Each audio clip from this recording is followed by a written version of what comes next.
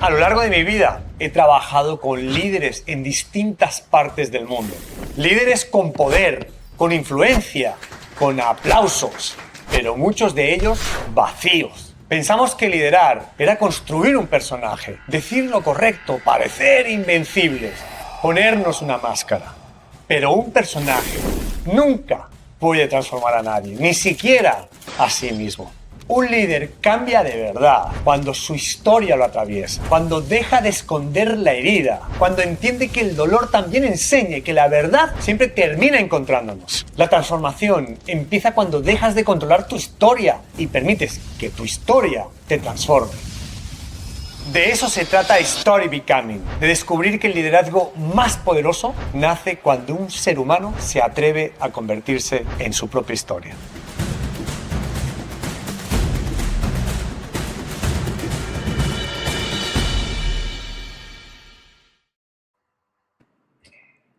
Antonio Sola ha estado en salas donde se toman decisiones que afectan la vida de millones de personas. Y también ha estado en pueblos donde no hay electricidad, no hay agua, no hay oportunidades. Durante años, esas dos realidades convivieron en él. Este libro y esta conversación es lo que ocurre cuando alguien deja de ignorar esa tensión. Bienvenidos al lanzamiento de Story Becoming, el líder que se deja transformar. Bienvenido, Antonio. Muy buenas tardes, noches, Begoña, qué lindo estar aquí, compartiendo este ratito con toda la gente que nos está viendo. Qué lindo.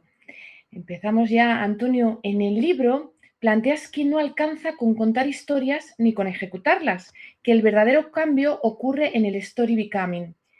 ¿En qué momento exacto te diste cuenta de que lo anterior ya no era suficiente?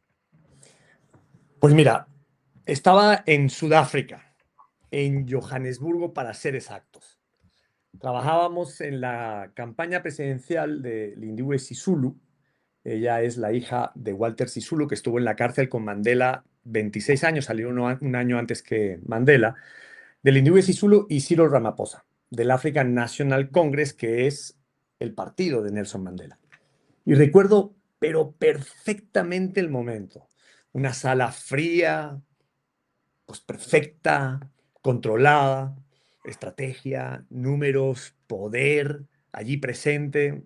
Recordemos que ellos eran gobierno, todo funcionando. Sin embargo, unas horas antes había estado en la casa de Mandela, en Soweto, en su barrio, donde inició todo, en la zona de Orlando West. Desde ahí, desde la casa de Mandela, que me impresionó mucho, caminé hacia la casa de Desmond Tutu, otro grande sudafricano. Y en medio de las casas de estos dos gigantes que admiro profundamente, crucé calles donde la política no cambió nada a lo largo de estos años. Incluso después de Mandela y de Desmond Tutu. Donde la vida ahí, en esos lugares, en esos barrios, en esas calles, es otra cosa. Y ahí sentí algo muy incómodo, un choque frontal conmigo mismo. Sentí que todo lo que sabíamos hacer podía ser brillante, ingenioso, ganador, pero al mismo tiempo profundamente insuficiente. Fue un golpe durísimo, Begoña, porque entendí que podía seguir ganando y aún así estar perdiendo algo muy esencial. Algo en mí se rompió muy fuertemente. La ilusión de la coherencia, la narrativa que había construido sobre quién soy.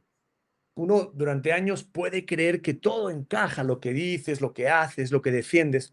Funciona, funciona, te valida, te da resultados.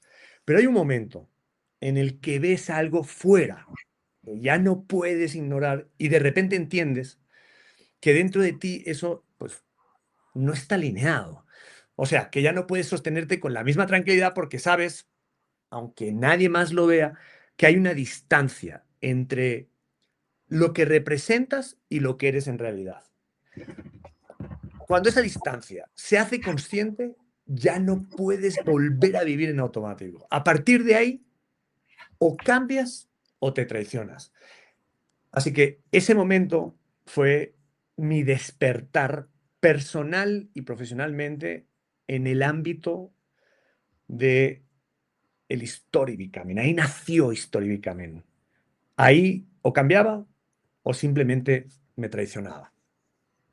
Según lo describes, parece como si la vorágine en la que vivimos nos hace seguir en una rueda y no te da tiempo a parar. Parece como que Sudáfrica fue ese punto de inflexión que te hizo parar a reflexionar y tomar otro camino. Sí, me paró, me detuvo en seco, pero en seco. Fue un despertar. Yo lo llamaría como una especie de despertar. Y realmente ahí nació este libro.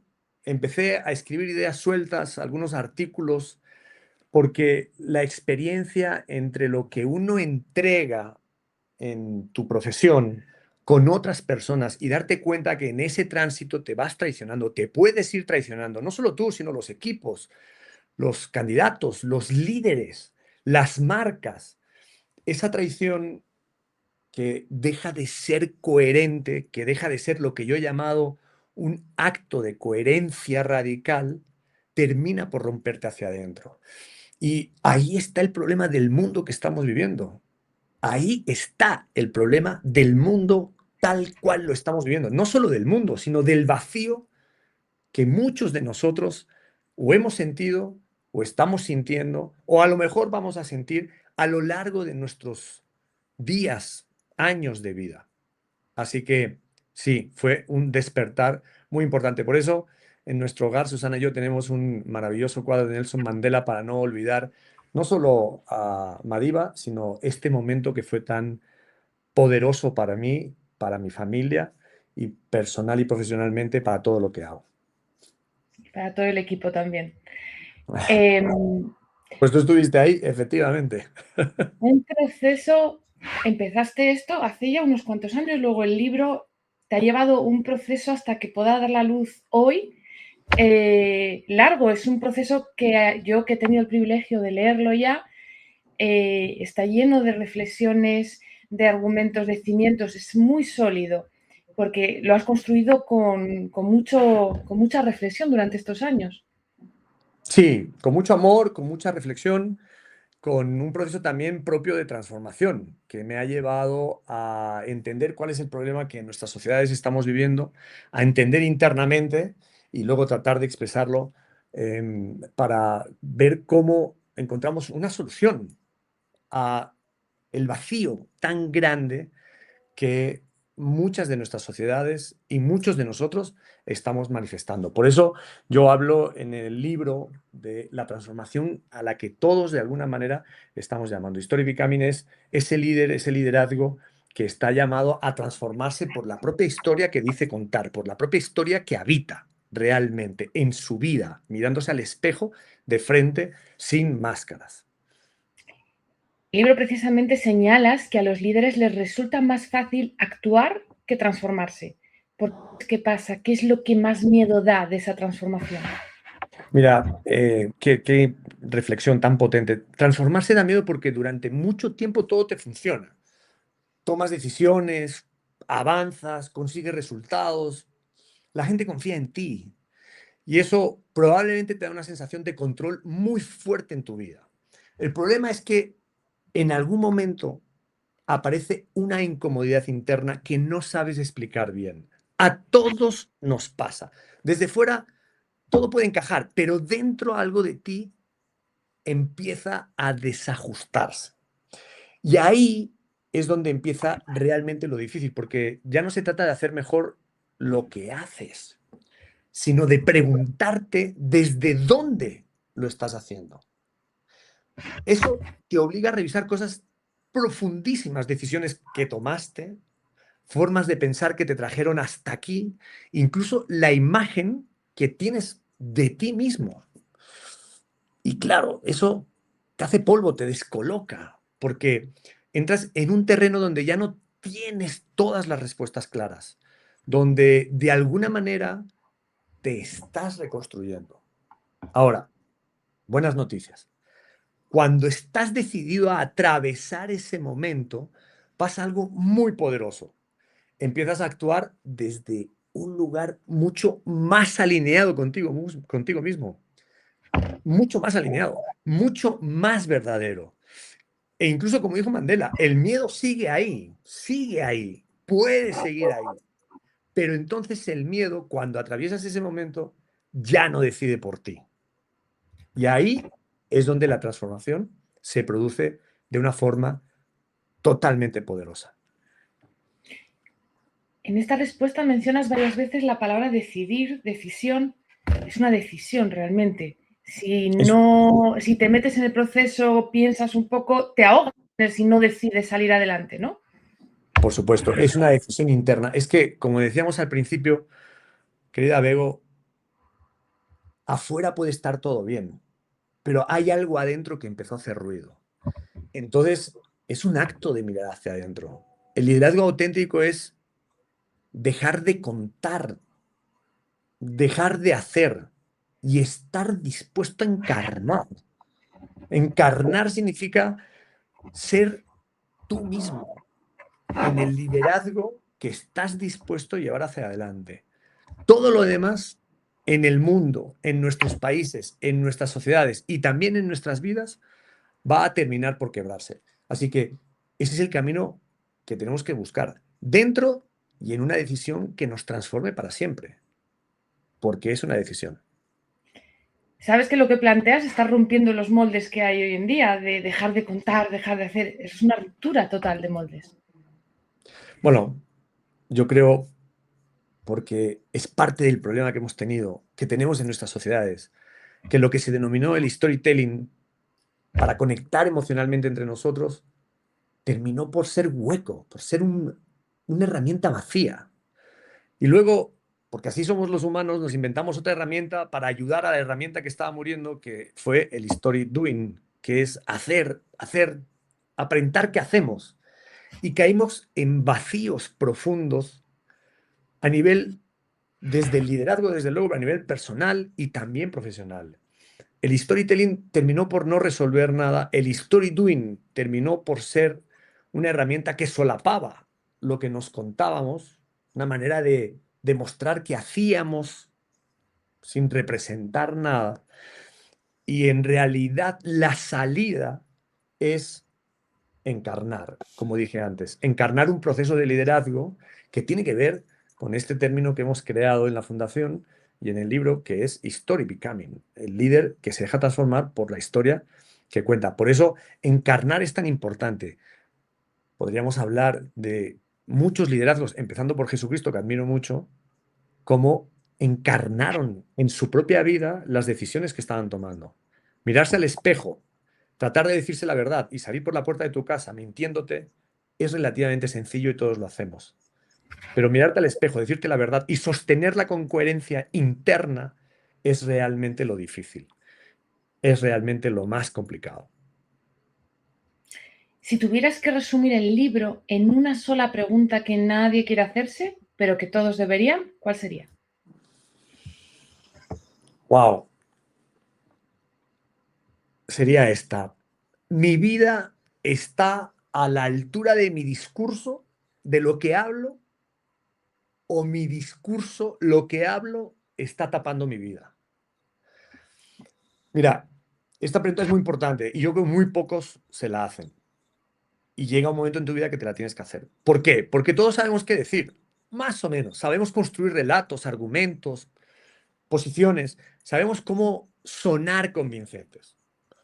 Pero como dije antes, hay momentos muy pocos, muy íntimos, en los que te quedas a solas contigo y ahí no hay nadie. No hay público, no hay gente, no hay estrategia, no hay narrativa que te cuide, no hay aplausos. Estás tú, solo tú. Cuando se apagan las luces. Y ahí aparece la verdad. La verdad es que aparece la verdad. Y te quiero comentar esto. Yo recuerdo muchas salas de poder en muchos de los países donde he trabajado, en donde se toman decisiones, tomamos decisiones que afectan a millones de personas.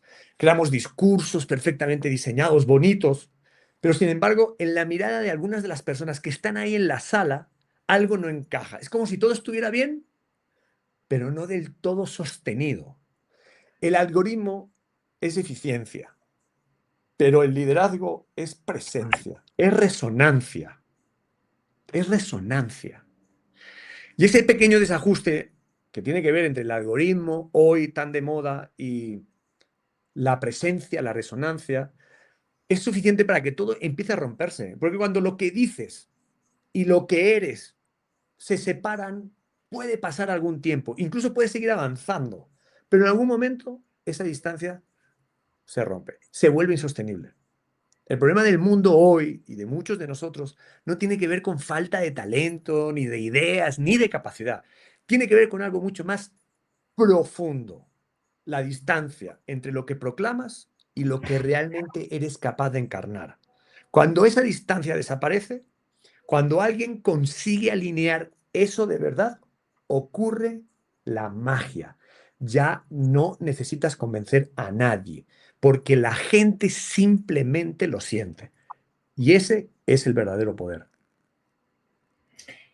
Es muy positivo lo que hablas de esa magia de ese momento, pero la fase anterior realmente da miedo, porque es no reconocerse a uno mismo muchas veces, ¿no? En ese acto de soledad también.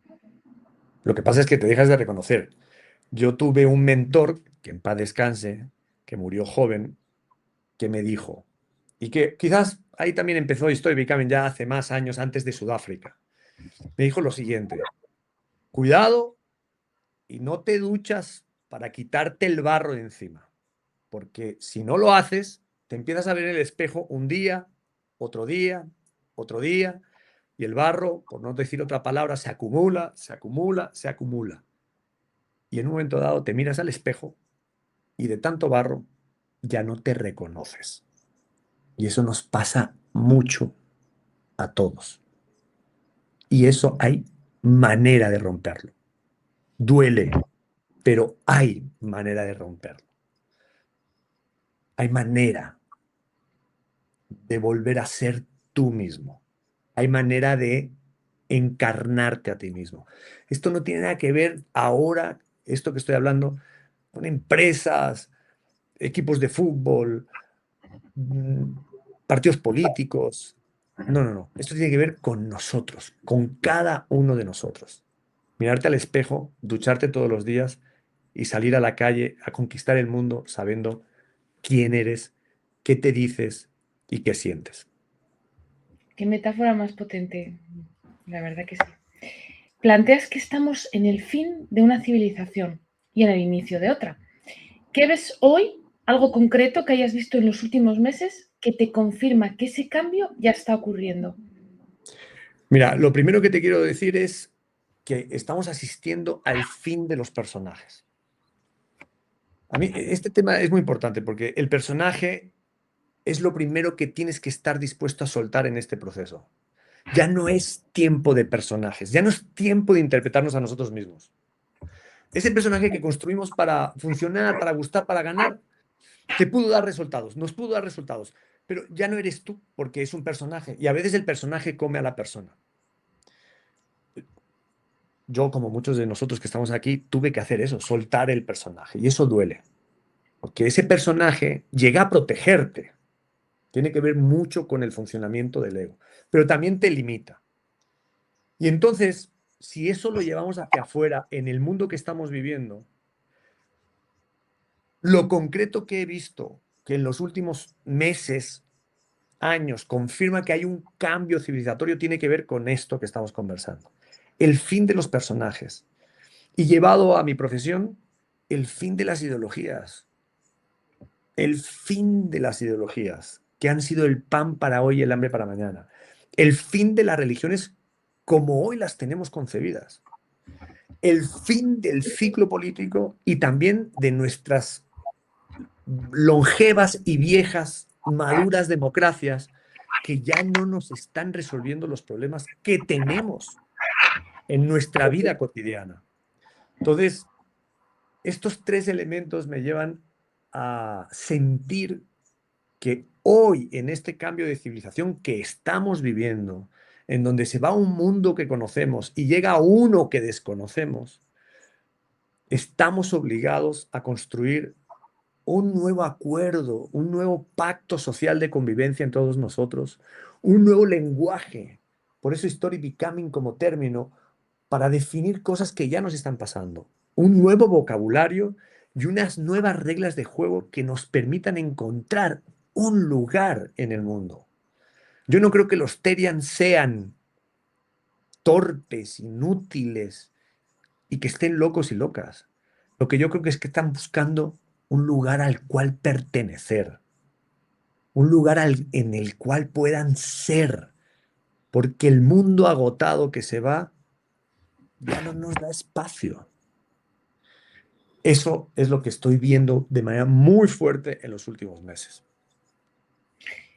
¿Y estamos preparados, las personas, los ciudadanos, las sociedades, para afrontar ese cambio? ¿O qué ingredientes necesitamos? ¿De qué liderazgo necesitamos?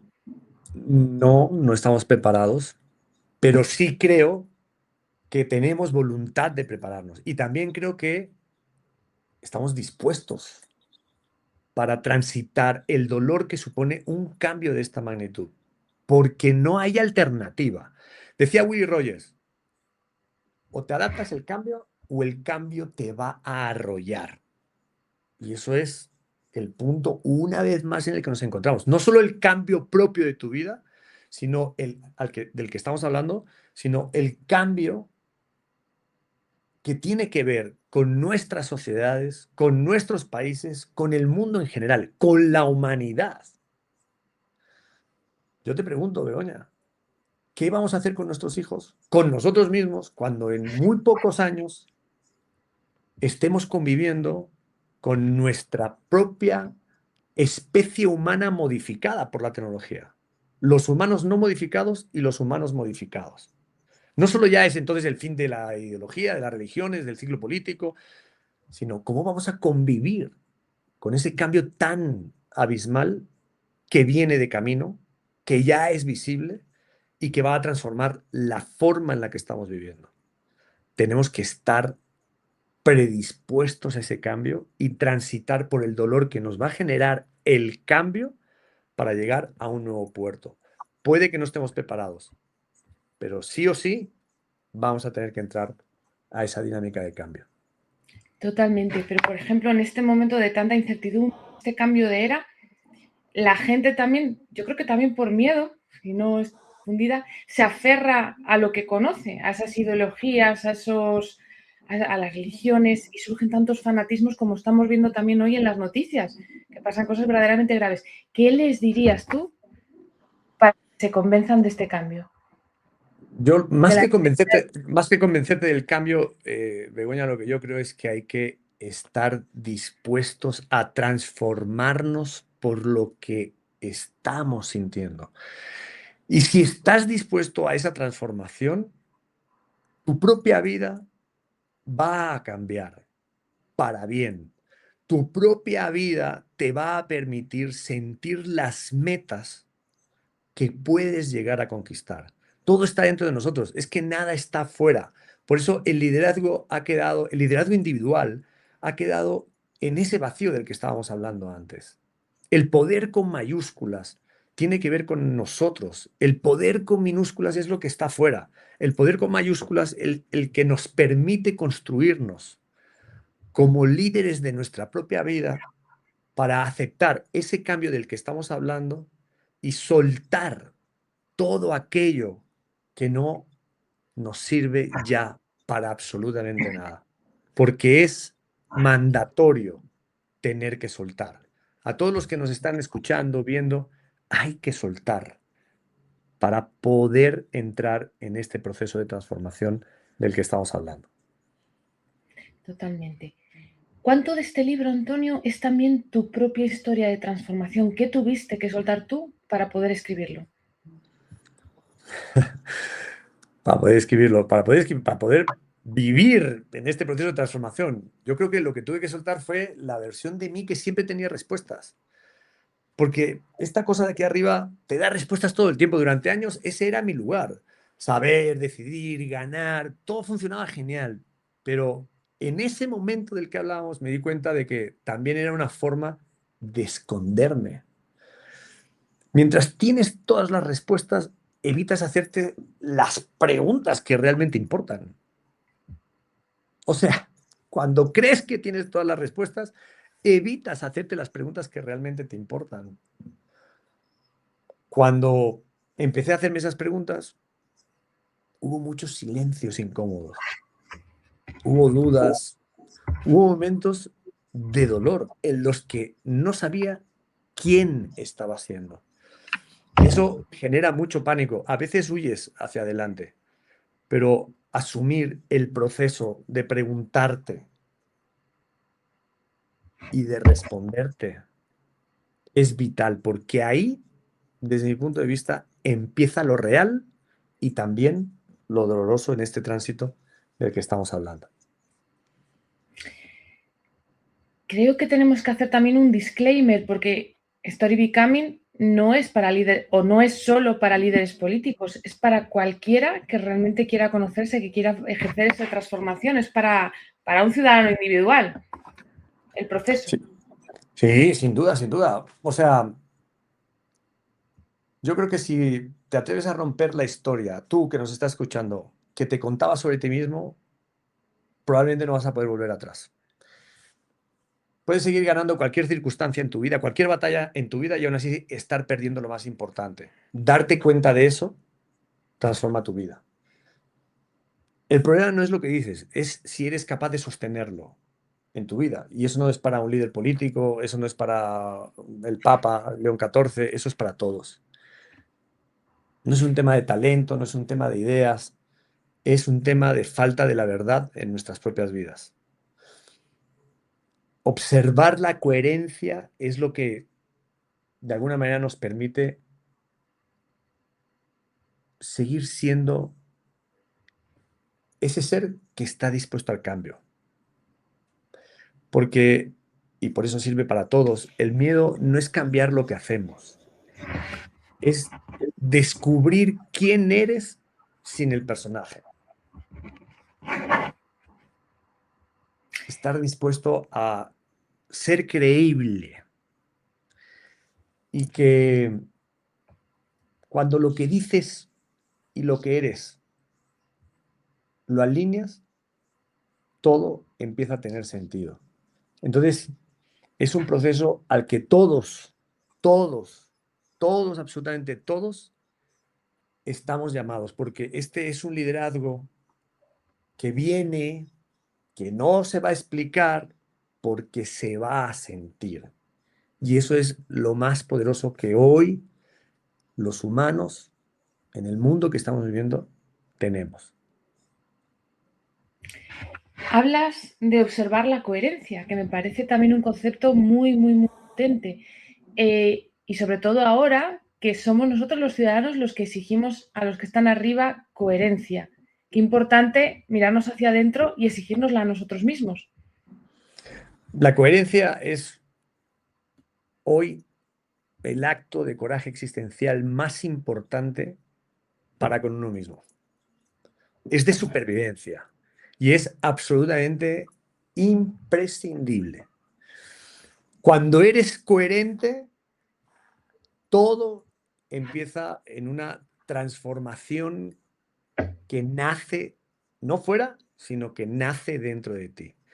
Y entonces te empiezas a dar cuenta, para aquellos, por ejemplo, que queremos tener responsabilidades políticas, que una comunidad no se conquista, se merece. Que si estás trabajando en una marca, la que sea, la marca requiere tener la transformación propia y coherente internamente, no para merecer, sino para procesar. Cuando todo esto de lo que estamos hablando tiene ese sentido, el camino se abre y el cambio se produce. Así es como va a funcionar de alguna manera el liderazgo que estamos proponiendo.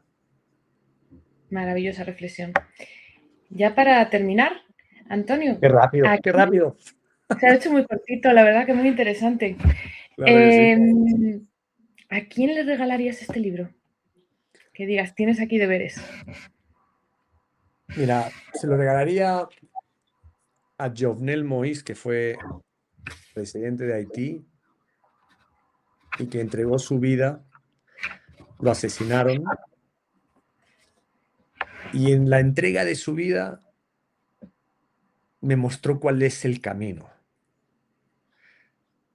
el del compromiso, el de la coherencia, el de este liderazgo del que estamos hablando. Y asumir una propia responsabilidad, porque si no lo hacemos, aquellos que compartimos con él es como si lo mataran 2 veces. Y eso no lo podemos permitir.